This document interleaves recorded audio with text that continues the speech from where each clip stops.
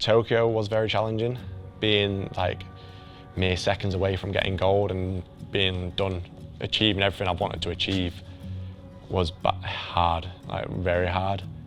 And there were a few headshots that didn't go my way. What if scored that last kick right then wouldn't have made a difference? So that was hard to get over, and not having my family there made it even worse. There was a period where, through injury and mental health challenges, there was a period of time where I really struggled, and how I approached it didn't work. I approached it with I guess it was the era that I was in. It was like a very tough way. I wasn't going to tell anyone that I was struggling. I was going to deal with it myself because I was a focused athlete. Every sports person says this. There's probably more downs than there is ups, but most people only see the ups. BMXing is quite a physical and quite a dangerous sport, and I think I've had my fair share of injuries over the years. I seem to like landing on my left shoulder, so I think the rehab is pretty tough, but the kind of darker side to it I love, because it gives you a good aim and a good goal to get back for a certain time period.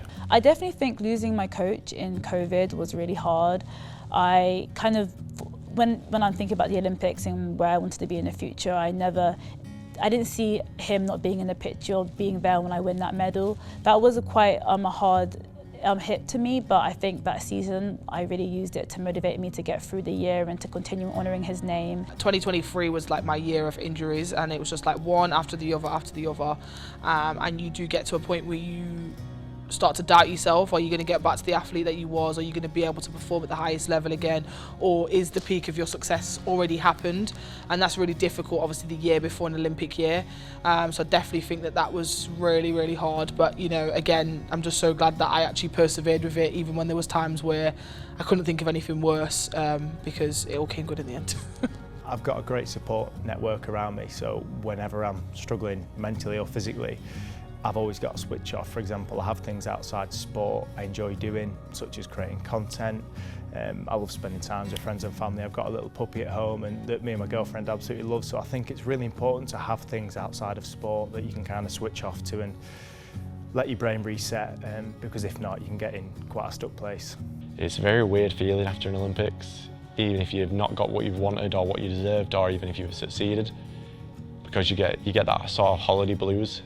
Whatever happens, it's done then. You're like, oh, the Olympics is over, I could be Olympic champion or I could have not medalled, it's over, like what do I do next?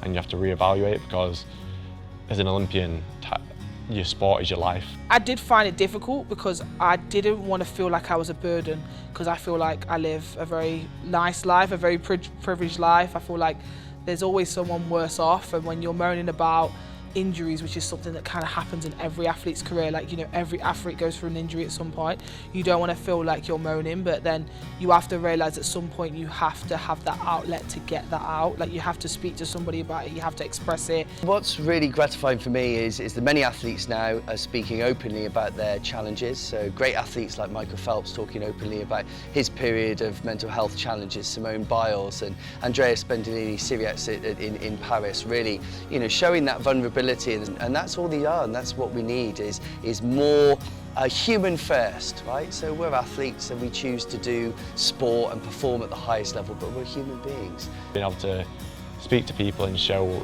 you how proud they are of you, how much you have achieved, what you have done in life, helps you bring back down to it and just helps you get over it. And I said, for me, just getting yourself out day by day, like after going to the closing ceremony, going to other events, going to everything you can, try and get your life back to normal as quick as possible, and because that's just, rather than sitting at home, you bottle yourself up, but try and just be out there. You might not like it at the time, but it'll help you get over things quicker.